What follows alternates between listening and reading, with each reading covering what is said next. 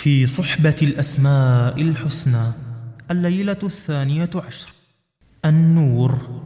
تقول الفتن قد أصبته، ويقول الدعاء بي نجا، ومن ألهمك الدعاء كتب لك النجاة.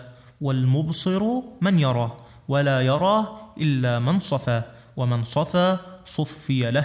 كل يد رفعت كفها للسماء، لا شيء في عمرها مستحيل، فلا تنصت لمن يعبث بيقينك، وقل أعوذ بنور وجهك الكريم الذي أضاءت له السماوات وأشرقت له الظلمات، أن ينزل بي غضبك أو يحل علي سخطك. إن الله هو النور، وإن خلا المرء من نوره استوحش من ذاته. كان قلب الشيخ وهو يتكلم ينبض بحرقة الأنفاس، وتغشاه مهابة الأسماء، وكان سره في يقينه. نظر إلى الجمع وقال: نور الله. وما نور الله؟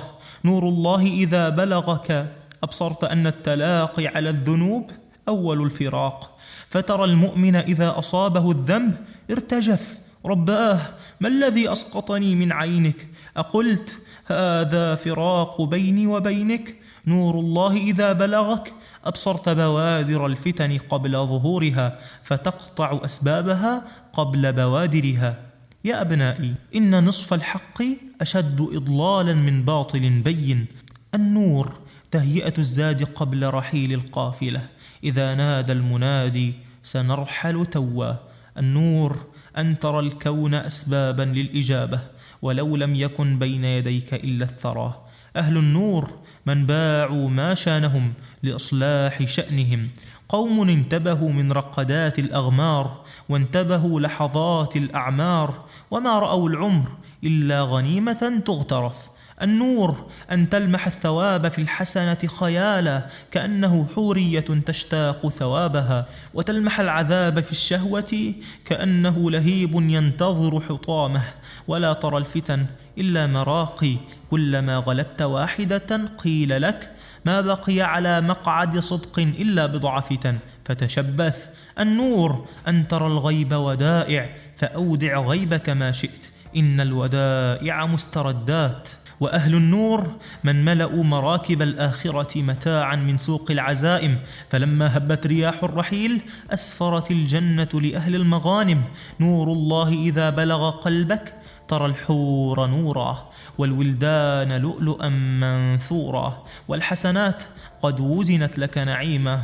ثم إذا رأيت المزيد في حواشي المخبوء عنك يتجلى، كلما تحركت على الكثبان سيرا، ورأيت معنى دانية ظلالها، حتى رويت من ماء الكوثر ريا، فاعلم حينها أن الله قد قذف في قلبك من نوره نورا. فخذ ما آتيتك وكن من الشاكرين، إن القلوب إذا صفت رأت. قال تلميذ: طوبى لمن تغلغل النور في بصيرته. قال الشيخ: إذا ألقى الله في فؤادك نورا فلا مشقة في العتمة، وإذا ألقى الله في فؤادك نوره فقل للظلمات ما تشائين فافعلي. إنما يتعثر في الظلمات من لم يجعل الله له نورا. يا ولدي، من ركن ظهره لغير ركن الله سقط، فقل أعوذ بنور وجهك من كشف سترك. وإذا وجدت في قلبك ظلمة بعد المعصية فاحمد الله، فلولا النور ما استوحش قلبك من دخول الظلمة.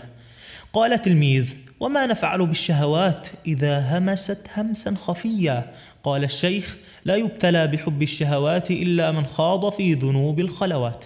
ويحك، تتضلع من إبريق الفتنة ثم ترجو ثباتا، تتضلع من إبريق الفتنة ثم ترجو نورا. حرام على قلب أن يدخله النور وفيه شيء مما يكره الله، وما أنت إلا خيارات قلبك. جاهد كل ما يسلبك حال، يسعى نورهم بين أيديهم.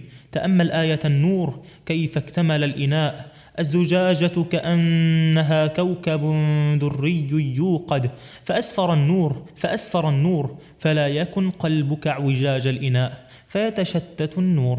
تعبد بصورة النور وليستعفف. يا ولدي، ما جت الفتن إذا غاب عنا، قل للمؤمنين يغضوا من أبصارهم، تلك أحكام يراد لها أن تغيب كي نغيب. المصابيح للأمة يسرج الله لهم أنوارهم، فاسمعوا عني. ربط أحد العلماء في ثغور الشام معلما، ثم نوى العزلة للعبادة، فحدث بذلك طلابه، فجاءه تلميذه في اليوم التالي يقول له: قد رأيت رسول الله صلى الله عليه وسلم، وعن يمينه أبي بكر، وعن يساره عمر، وأنت تسير بين أيديهم، ولك قناديل معلقة في المسجد النبوي ينطفئ بعضها إثر بعض. فلما جزع لذلك أبو بكر وهم بإصلاحها، أوقفه النبي صلى الله عليه وسلم وقال: دعه، إنه يطفئ مصابيحه بيده.